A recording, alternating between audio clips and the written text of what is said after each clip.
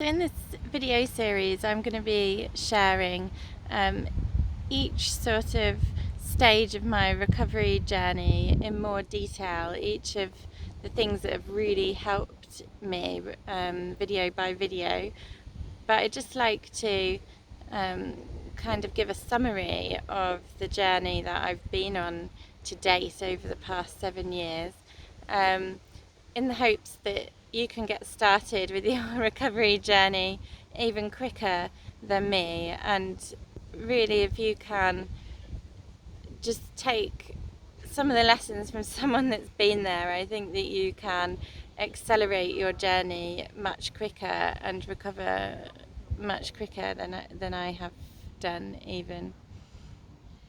So this all started about 7 years ago, and in research I've done, I've sort of come across the fact that some people have a real slow burn into a state of chronic fatigue.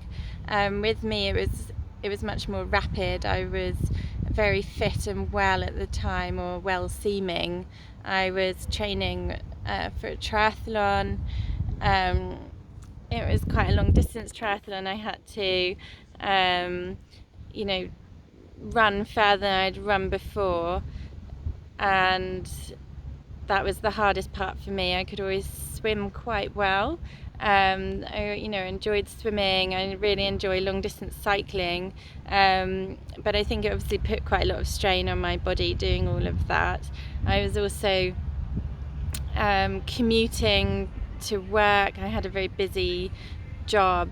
I was training to get my driver's license.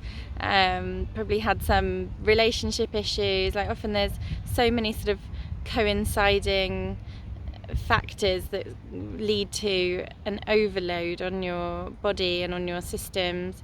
And the night before the triathlon, I started feeling a bit unwell, like I was coming down with something.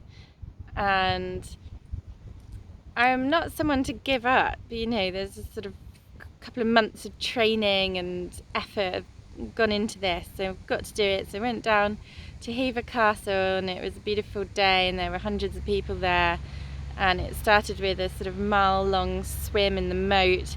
And I've always been one of those people that just gets on with it, just suppresses any feeling in the body that I need to stop. I'd done a lot of long distance running when I was a kid, and I think, really learnt from an early age that you could achieve things if you just suppressed your needs, or your body's signals to stop, or your signals of what you need. So I just went for it, and I completed it. And then I actually, about 5 days later, flew to Ghana because I was going to work for a microfinance organisation. So, I've always been someone who likes being very busy, likes being involved in a lot of things. So I flew by myself to Ghana, where I quickly came down.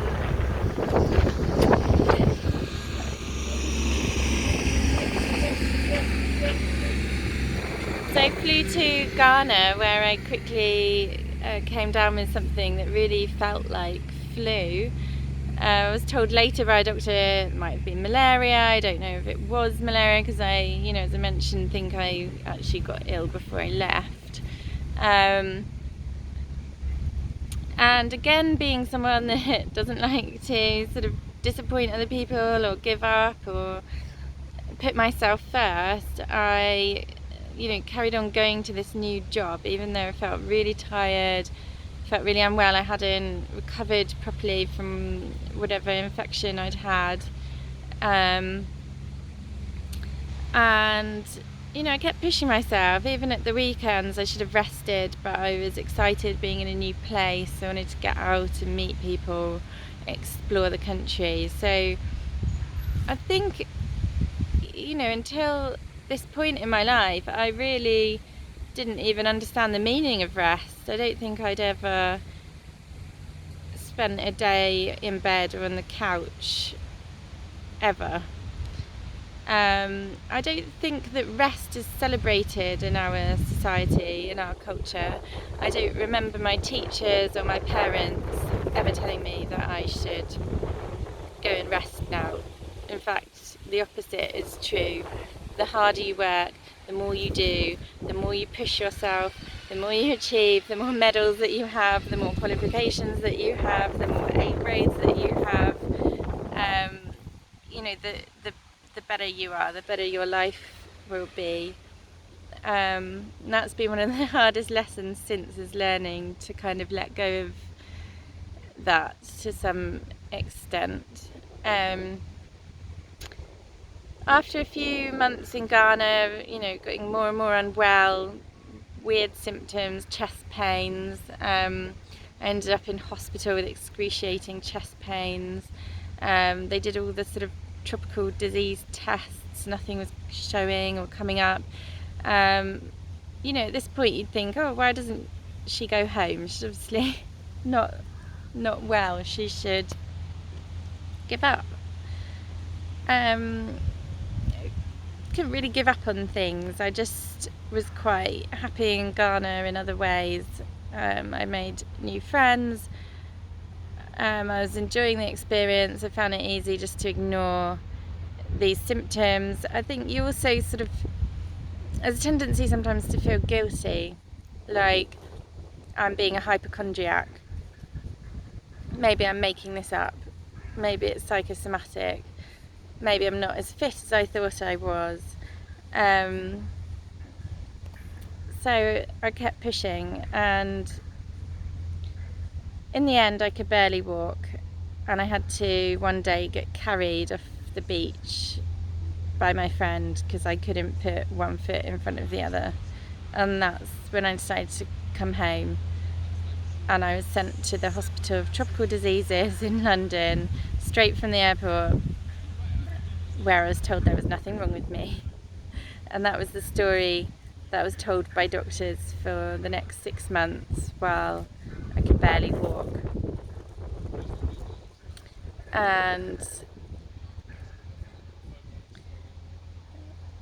I'll probably go into more detail about the next moments of my life in later videos.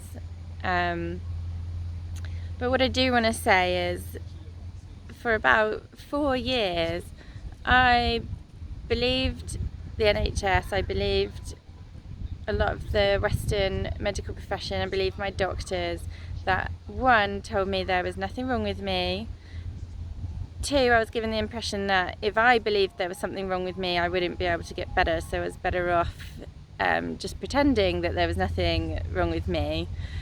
And three, that there was absolutely nothing that I could do to get better except just push myself, do a bit more exercise, and pretend there's nothing wrong.